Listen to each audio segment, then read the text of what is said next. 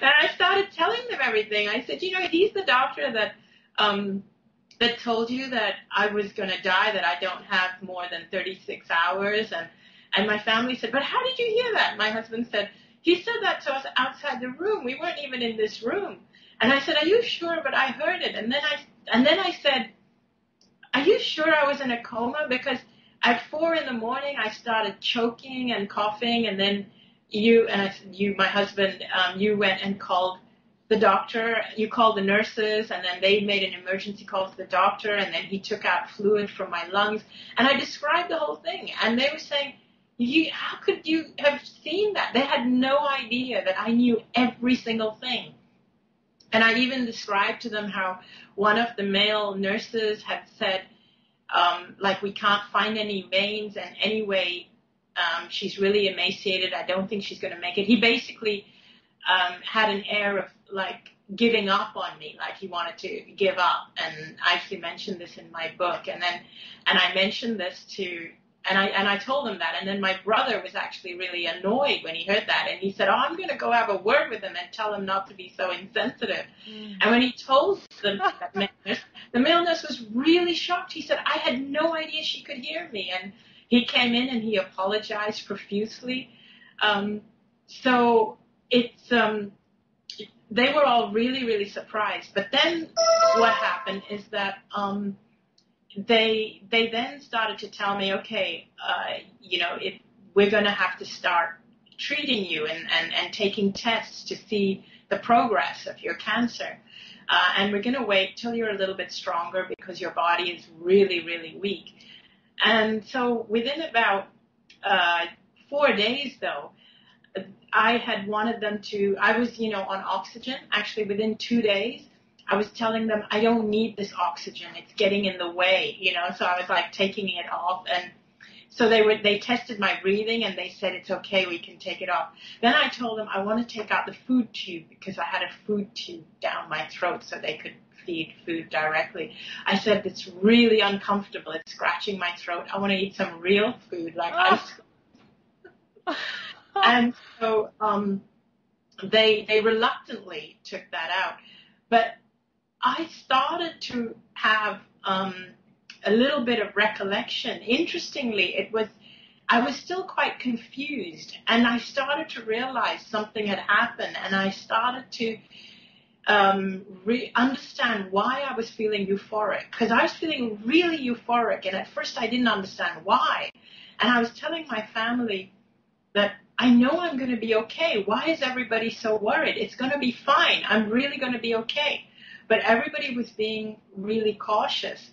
But by the 4th day, the doctor actually said that my tumors had shrunk by 60 or 70% just to the touch, just by touching my neck.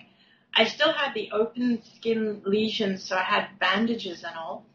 But because I was really euphoric and the swelling had gone down and the tumors had gone down and I wanted to sit up and I wanted to listen to music because I love music.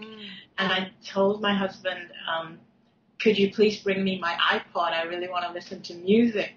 And so he connected my iPod, and I couldn't put the earphones in because of all the tubes and wires, and I had some bandages.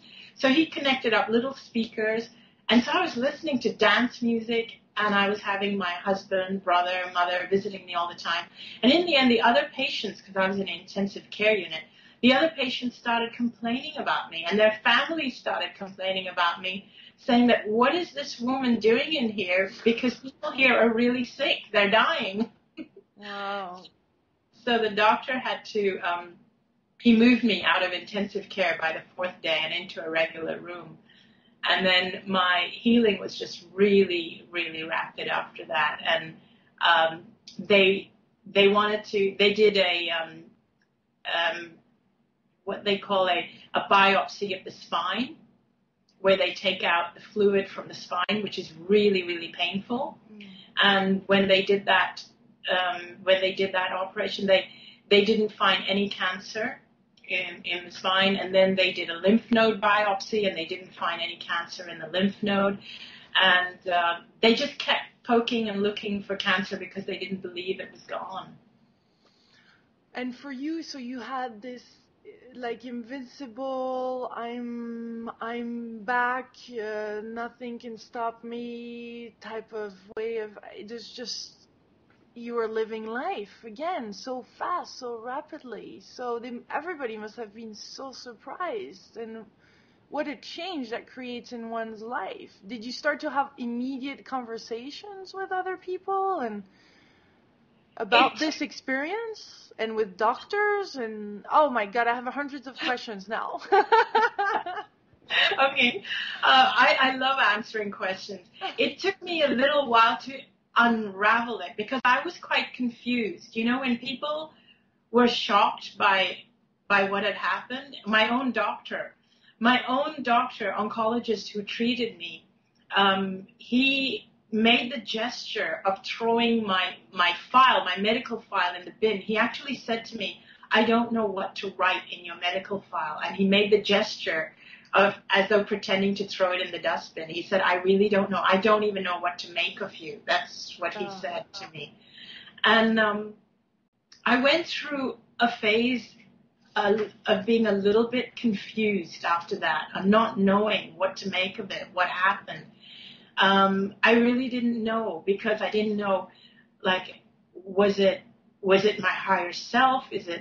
What is it? Like, is it God? What is it? And for me, like these beliefs like that, like for me, if I use the term God, I can say it was God, but God has no form. God is formless. The minute you put form on God, again, you put limitations. There is no such limitation. So I didn't have a complete understanding of what to attribute it to, but I knew that something big had happened. Something really, really huge had happened. And I had connected to something, and I knew I'd connected to something, and that something that I connected to made me feel as if I was that something in that state when I was without my body. Mm-hmm. I was also part of that something. I was everything. I was invincible. Mm. And I was connected to every body and every living thing. It was like I became everything. I became the universe in that state. So you start realizing that you had the universe inside of you. Yeah, you have the universe inside of you. And we all do. And we all do. We all do. We are all at the... It feels as though we are all at the center of the universe. And when we find that place, that center place, when you find that center place of the universe, and that's what to me meaning getting centered to me means finding your place at the center of the universe. How long ago was that, your near-death experience? It was in 2006. It was 5 years ago. And now you are physically vibrant and all is well? Your life must have truly transformed? Oh gosh, my life has really transformed. And the beautiful Wayne Dyer has been part of that transformation. He's just been amazing. And a lot of things have happened since then because I wrote about my story on a near-death website, and people discovered it. Even medical doctors discovered it and approached me and asked to see my records, and have actually flown to Hong Kong to meet me and to go to my hospital and to go through my records, and have said that whichever way they look at it, I should be dead. So it's been quite amazing. And then the way my story reached Wayne Dyer has been amazing, and he's put me in touch with you, and he's beautiful because he's going to be writing the foreword to my book.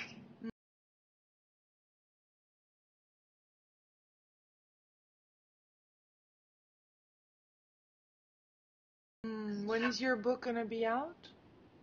It's going to be out at the beginning of 2012. Perfect timing. Yeah.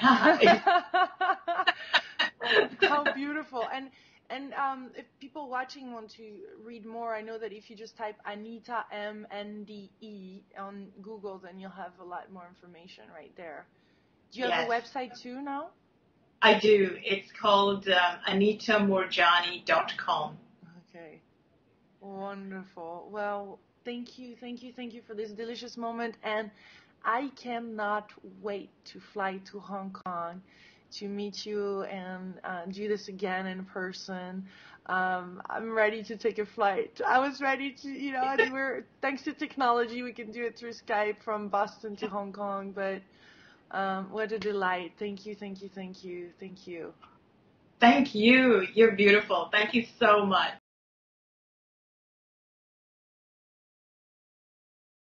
The most common example that's talked about now is the near-death experience, where you have people, many people who seem to be clinically dead, a few people who've actually had flat brainwaves documented, who come back saying, not only was I thinking, but I was thinking more clearly than I ever had before.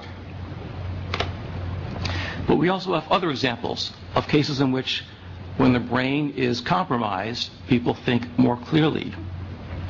There are exceptional cases of people who have irreversible dementia or severe mental illness, who in their dying moments before they die become perfectly lucid. They start recognizing family members, they start talking coherently, they lose their delusions, and then they die. What is that all about? We don't have a materialistic explanation for this. If you assume that mind and brain can separate when the brain starts to deteriorate, then you have an explanation. You can't do a lot of research on that type of experience. Those are just isolated anecdotes, and believe me, they are unusual. Most people who die with dementia die with dementia. They don't come out of it. But we have these isolated cases that tell us something else is going on. But within near-death experience, we have a potentially researchable lab to look at what's happening when the brain goes down.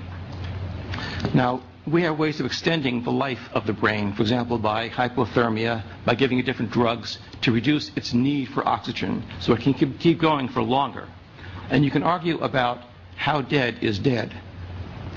But as Sam Parney mentioned this morning, if you get down to the point where you have an isolated neuron, an isolated nerve cell still functioning, does it make sense to say that neuron is hungry or is angry or has consciousness? We don't think so. How about if you have two cells connected together? Can they be hungry? Most neuroscientists think you need an entire intact neural network to have anything like consciousness. And clearly that is not going on when you have perhaps some rudimentary brain activity in the deep brainstem. Whatever you have, if you have any brain activity, it's not what we usually think is required for consciousness. So we have brains that are not functioning well enough to produce consciousness, and yet we have people saying, I was conscious throughout the whole procedure. In fact, I was more clear then than when I'm stuck back here in the brain with all the limitations of the brain on me. Is there anything that's verifiable in all this? We have people saying to us, yes, I was thinking clearer than ever before. That was more real than this. How do we know that there's anything to any of this? Well, occasionally people bring back from a near-death experience some verifiable information. And this is the same thing that Sam is trying to do with this AWARE study, trying to put targets that are unexpected in places where people can see when they leave their bodies. And we have lots of anecdotes of people who have done this, who have said, yes, I left my body and I saw Dr. So-and-so kick over the stand, or I saw this or that, and they're accurate. And sometimes they are very surprising things that they report to us, things they couldn't possibly have guessed. We also have people bringing back from a near-death experience information they couldn't have gotten about other things as well. Sometimes they have met and communicated with deceased loved ones who have told them information that they couldn't have gotten in other ways. There are cases of people who have met these deceased loved ones that no one knew had died. And we have many cases documented this where people who talked about seeing deceased relatives included Uncle Joe, who everyone thought was still alive. And you didn't find out until days later that Uncle Joe had died a few minutes before this person had his near-death experience. How do we explain these things in terms of neurological function? So these are ways in which, from a near-death experience, you can get some verifiable information, which can bear on the question of, are these things, quote, real?